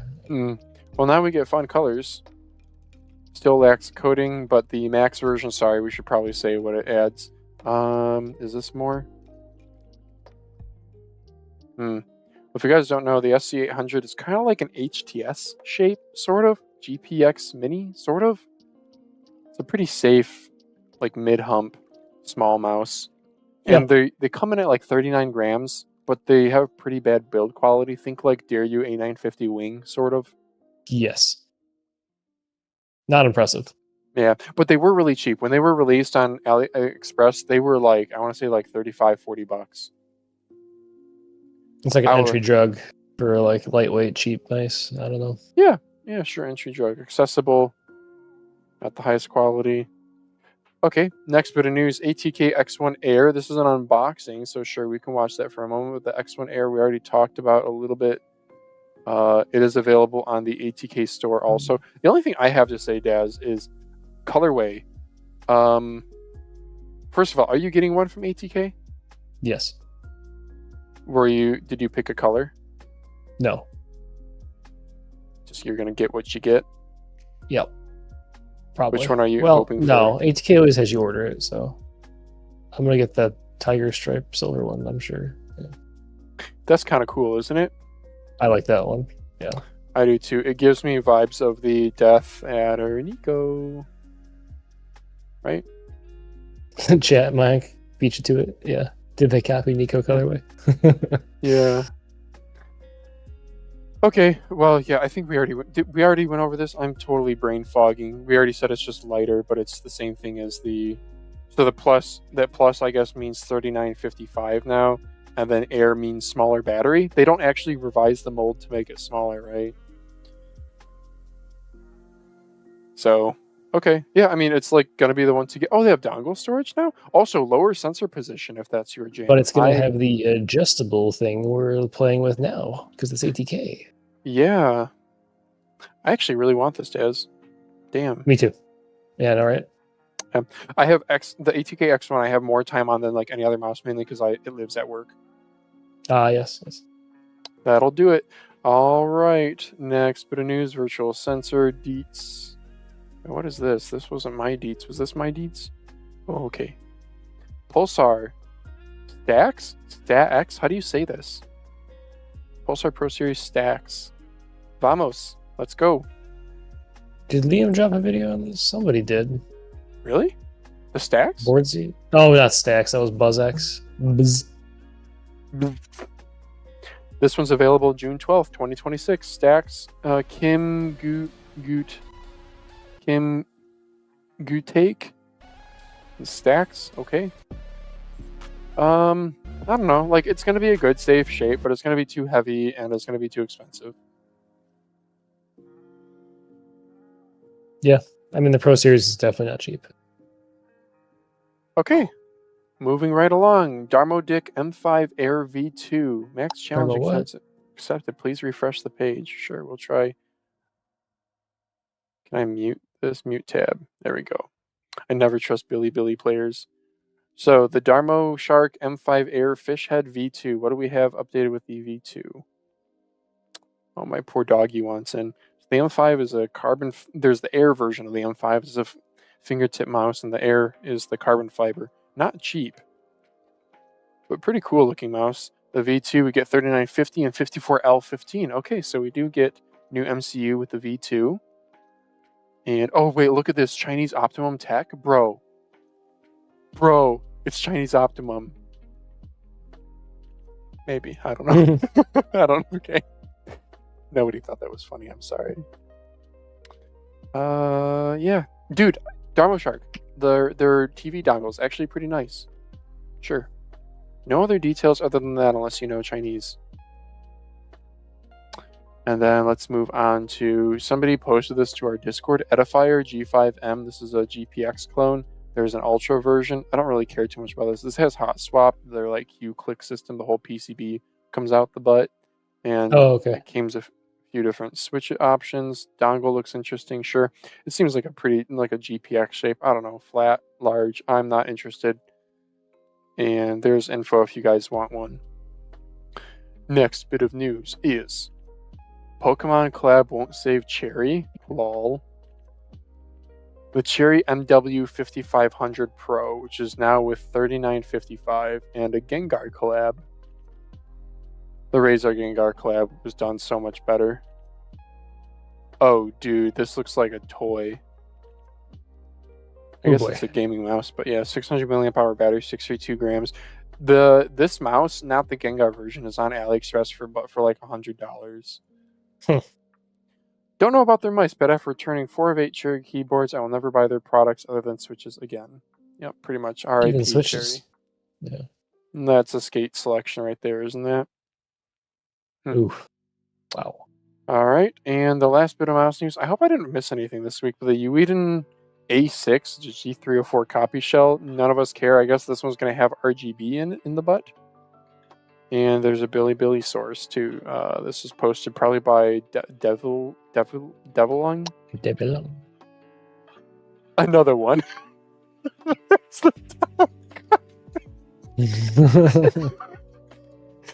He put about as much effort into that comment as we should put into attention of this thing. Okay. Next bit of news is we do have, this is kind of cool. Did you see there's new Artisan colorways? I did. Okay, moving on.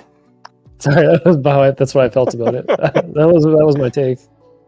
Let's spend the next 5 minutes discussing Artisan's colors and how this pink is the not exact perfect shade of pink.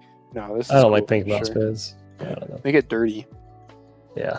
Like even like light blue I love as a color, like the shirt I'm wearing, but not on the mouse pad. Like the first version of the free fall pad just marked up very easily. So yeah. Always cool to see more colors. Always complain about it, so yeah. Yeah, will be released online for the Type 99 and the Zero in the next few months. It's so beautiful. It says, Otani enthusiast. I would love to see dark blue, like PD 170 type stuff for Hyperion. Dark green. I like dark colors that aren't just black. Grays are good too. Where are the gray pads at? Okay, next bit of news is Flickmice is announcing the Flick Stratus mouse pad. So Flickmice, this dude has had the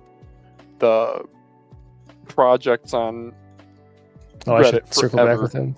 Yeah. Well, this is not. Oh God. Oh wait, no, this is Flickmice. Okay. Sorry, my bad. Yeah, this is back. Yeah, Fortnite npen. Thank you. The Flick Edgeless. Stratus. Brother, it's edgeless. It's edgeless. It's $45 for like a 500 by 500. Remember we saw that? Yeah, prices are good. But didn't we see this in a leaked his npen setup? Yeah, there was an edgeless pad. We thought maybe it was. Yeah, I believe so. Yeah, we were excited to announce. Prices don't suck. Yeah, they were excited to announce the Flick Stratus is now available for pre-order in 2 huge sizes, 1200 by 500 to 500 by 500 square. The base is a fat one. Thick 5mm X-Soft polyurethane foam base. Our ultra smooth hybrid fabric leans on the faster side. The smoothness leads to more friction than a traditional speed pad, which allows for amazing control while still being fast. Over the last year, we tested every possible base thickness, softness, dozens of fabric prototypes. Not much else to say. It's incredible to play on. We'll be sending out a few early samples. $65 for the big boy, $45 for the 500 square. X-Soft is unfortunately a no-go for me. Yeah, dude, the freaking Mousecast episode where we did the poll and mid was like by far the winner, and then you had like soft and then X-Soft. Then X-Soft, yeah. I'm curious how it plays, how it feels. But yeah, I don't love to see X-Soft at a high level without trying it. So. Yeah. X-Soft as a desk pad can be nice because it's soft on your little baby wrist. But you know, I got baby wrists. Daz baby wrists Trazak. I do actually have small wrists for what it's worth. Oh, really? Can we I buy a watch band on Amazon. It like goes all the way. I don't know if you can see like my wrist. If you measure it, the circumference is 6 inches. So. You want to know what else is 6 inches? This PADMAT post. Many brands on the wall and many brand owners on the couch. Oh, he said the instead of duh. So I guess PADMAT Rubber is a supplier for phone, like the bases. They have on here a Logitech, Pulsar, Cherry, Wraith, Apex, yeah, Extrafy, Pulsar, MSI, Endgame Gear, Keychron, AOC. Yeah. Wait, where's Rapupu? Top yeah, left. Rapupu #1. Red Dragon, Hador, Fallen Gear, Fellows. Oh, they make the paper shredders for offices. Oh, okay. Marvel, Ant Gamer. Oh, yeah. Wow. Cooler Master, Naruto. Well, anyway, do you know any of these guys? No. Should I?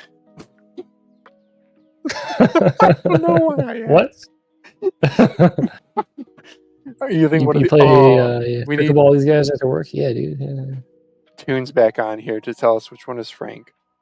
Oh, look, they have a hidden storage compartment in the thing. What are they drinking here?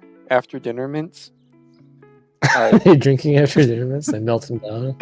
And next bit of news, Zowie has the GSRSE Orange and HSRSE Orange, which again, the G and the H are the sizes. Because clearly size is the very first spec in a mouse pad, not surface. Whatever. Availability US in July. Pan. Don't tell my wife. EU. She thinks orange mouse pads are ugly.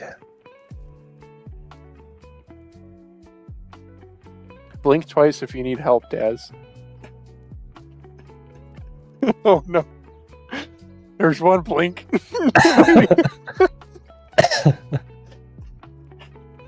I'm sorry, what a weird hill to die on. Why? I just didn't like the orange pad I had. I don't know. Okay. Well, Big fan of the Hyperion though, and that like greenish teal. I do have a different opinion of orange after watching the Technology Connections video about brown. And brown is just dark orange. And What can that, brown do for you?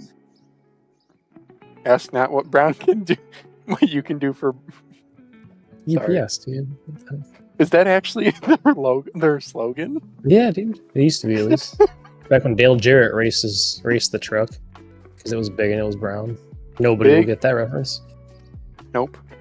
Speaking of references that nobody will get, Matrova on their Discord, I guess instead of announcing this publicly, like on our website, they have their new Balance Uncoated Glass Pad officially entering MTP phase Matrova tomorrow. Testing peoples. My Matrova testing program, I was in. tingling My tall... Dude. pony. My tall pony. For this season, we prepared 30 yin units. 30 yin units. Say that 5 times fast. With the base design at $50 plus $20 shipping for a total of $70, not $69. What a bummer. So they have the Yang Speed, if you guys don't know already. That's their speed pad. And now there's going to be the Yin Balance. The Yang Speed. Yang. Yeah, Yang Speed. Isn't that what I said? The I Yang thought you is said the Yang. Yang. Yang is the speedy one. And then Yin instead of Yin's Ying. balanced uncoated. Okay. And it comes with a set of free red control skates as a gift from us. Another future Matrova. These Tall people. Tall people. All right. That's Matrova it. Total Pineapple. It for news. Let's go on to community recap. Is there... Wait. We have like one thing for community recap. Did you see this, Daz? About riots? Oh, yeah. Yeah, didn't they refute it? Yes. So, Okay. Shouldoge... Well, there's some nuance here. So, Shouldoge posted this. Thank you, Shouldoge. Basically, Riot's anti-cheat... Okay, sure. We'll read this. Riot strengthens Valorant's anti-cheat system. DMA cheat countermeasures have evolved significantly. DMA is like a... I don't know, some way of getting into the computer with actual hardware. Oh, DMA, method of directly reading memory from a separate PC. It was hard to detect because it ran outside the gaming PC. Dedicated hardware costs from hundreds of thousands to over 1 million yen. Reports indicate that this update has disabled a massive number of DMA devices. It works by blocking unauthorized access to prevent illegal memory reading. Some reports say operating system reinstallation is now required on PCs using DMA. Riot Maybe also just direct memory access, I would assume. Not that it matters. Riot also issues victory declaration. Congrats to those who just got themselves a 1 million yen paperweight. That's what this translates to. And these are the like DMA cards or something that are used for reading. So basically this was like bricking these cards until you did an operating system reinstall. Initial thoughts. Wait, do we want to give initial thoughts and then find the update? I don't know if I have the update, bro.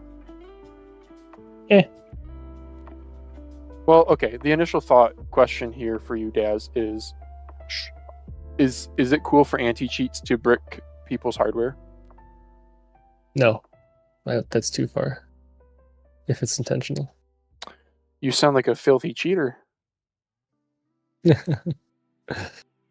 I've never understood cheating. I've never understood being satisfied with not actually achieving a thing there. But yeah, anyway. That's AI now, so. There's my take. Okay, and my take is pretty much the same. I think bricking somebody's hardware over cheating, that's, I think, a little bit of a slippery... Don't get me wrong, screw cheaters. You guys can Of all course. die. But actually, that might be a bit harsh. Should I not say that on a podcast? Don't break their hardware. Just kill them. Phalanges. Verbatim. But I think bricking hardware is a bit of a slippery slope. Now, what's to say, like, oh, somebody else who has software, Adobe Creative Suite or something, and you do something to get around something that they're doing, and they're like, oh, you violated our user EULA. We have the ability to like brick your computer until you reinstall. They should just make their computer spawn like infinite clown face balloons until they reinstall their OS. How about that?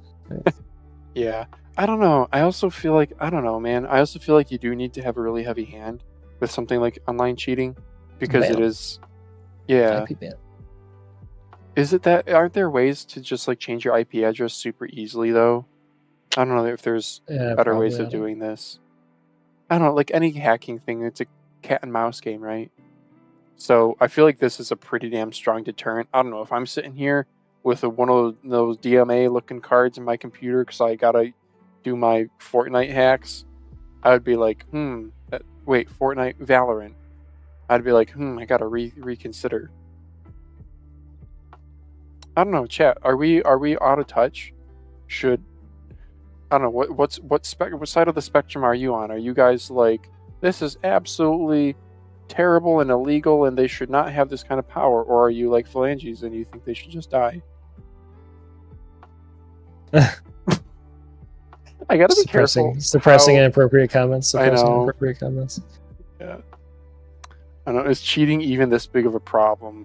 I don't know, man. Cheaters do really ruin games. I'm fortunate we're the finals. I haven't run into any cheaters. If not, maybe I think one or two.